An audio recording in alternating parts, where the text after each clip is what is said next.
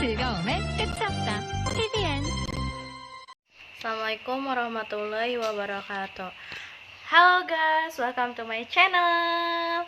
Okay, before I'm going to material in this video, I want to introduce myself. Hello, my name is Octaviani Aulia Putri dengan NIM 8801210066, kelas 2B D3 Keperawatan Universitas Sultan Agung Tirtayasa.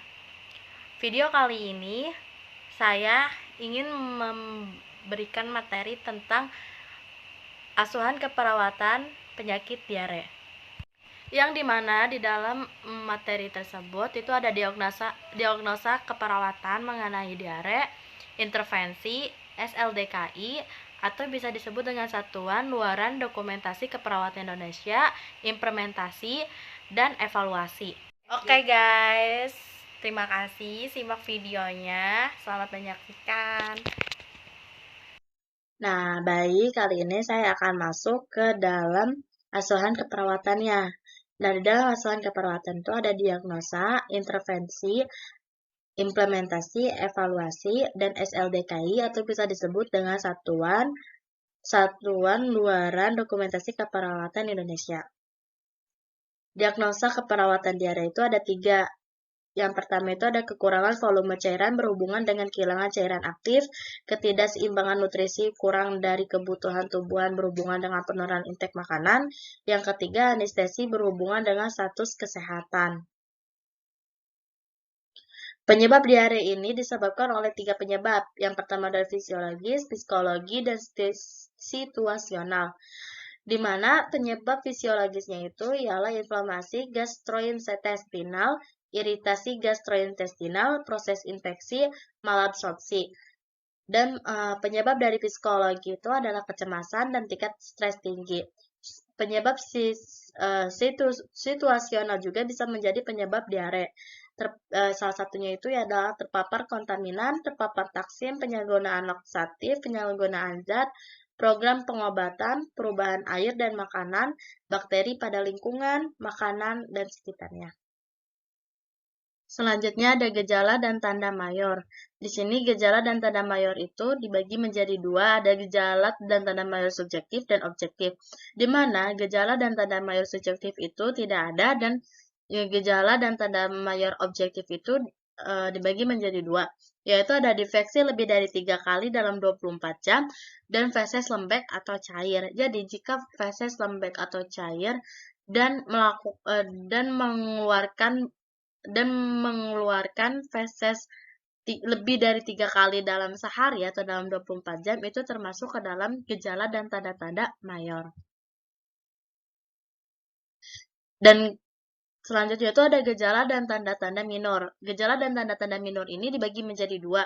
Juga itu ada subjektif dan objektif, yang dimana gejala subjektifnya itu terdiri dari urgensi dan nyeri atau abdomen, dan gejala objektifnya itu terdiri dari frekuensi peristaltik dan juga bising usus hiperaktif. Nah, di sini yang pertama saya akan menjelaskan observasi intervensi terlebih dahulu.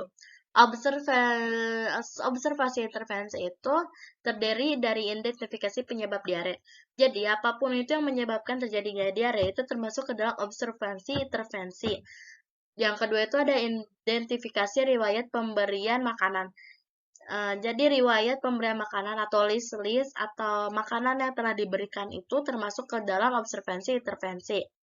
Identifikasi gejala invaginasi, monitor warna, volume, frekuensi, dan konsistensi tinja, monitor tanda dan gejala hipovolemia. Nah, hipovolemia itu adalah penurunan volume cairan intravaskular, intersitas, dan atau intraseluler. Jadi, di sini itu monitor tanda dan gejala hipovolemia itu termasuk ke dalam observasi intervensi. Monitor iritasi dan ulserasi kulit di daerah perianal. Monitor jumlah pengeluaran diare. Itu termasuk ke dalam observasi intervensi. Monitor keamanan penyiapan makanan itu termasuk ke dalam observasi intervensi. Selanjutnya di sini saya akan menjelaskan terapeutik intervensi. Terapeutik intervensi itu adalah terapeutik itu yang biasa dilakukan oleh tenaga medis kepada klien. Tapi observasi juga emang biasanya dilakukan oleh tenaga medis pada klien. Ini salah satu tugas perawatan dalam intervensi. Memberikan asupan cairan oral, misalnya larutan, gula garam oralit atau pedialit, pasang jalur konulasi intravena, memberikan cairan intravena jika perlu, ambil sampel darah untuk pemeriksaan darah lengkap dan elektrolit, ambil sampel feses untuk kultur jika perlu. Jadi pengambilan sampel darah dan feses itu bertujuan untuk mengetahui dia terkena diare atau tidak. Dan jika cairan dalam tubuhnya sudah berkurang, maka diusahakan untuk segera memberikan bantuan cairan oral seperti oralit, pedalit atau infus.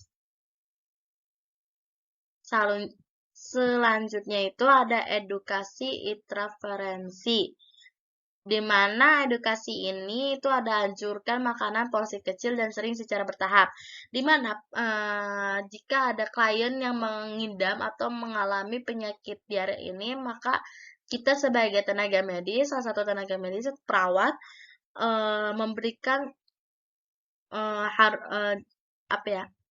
memberikan makanan itu dengan porsi yang sangat kecil, maksudnya dengan porsi yang sedikit, porsi yang kecil, namun pemberiannya itu secara bertahap atau namun ada jarak waktunya. Anjurkan menghindari makanan yang berbentuk gas, pedas, dan mengandung laktosa.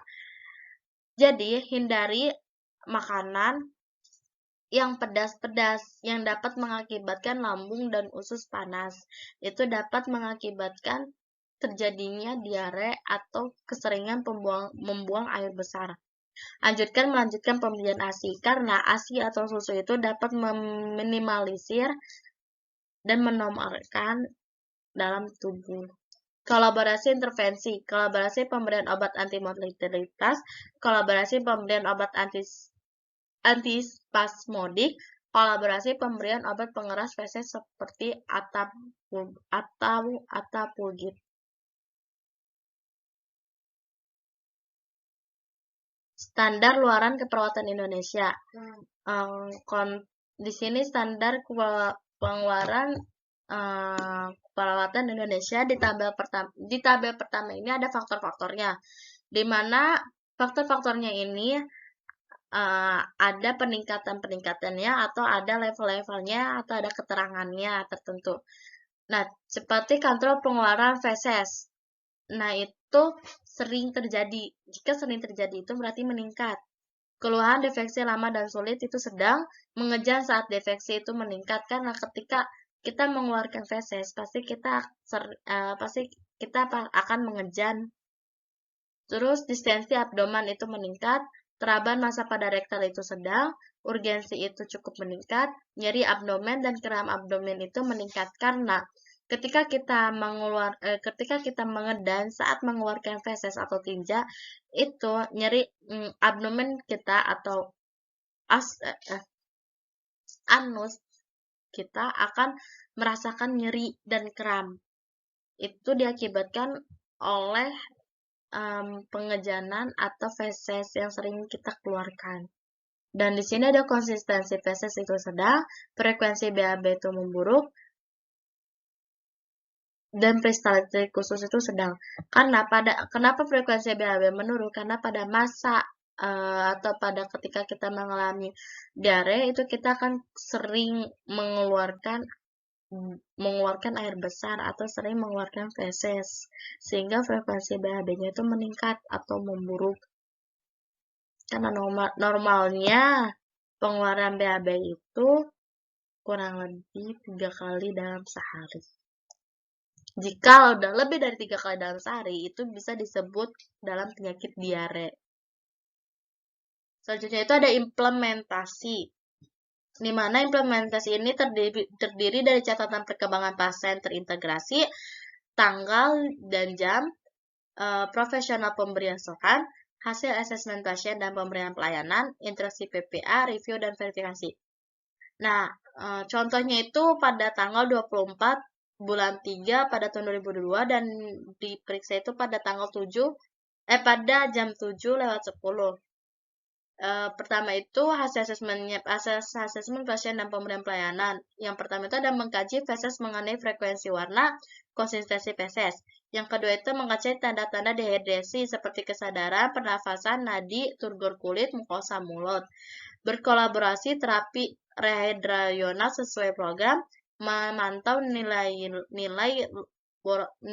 laboratorium.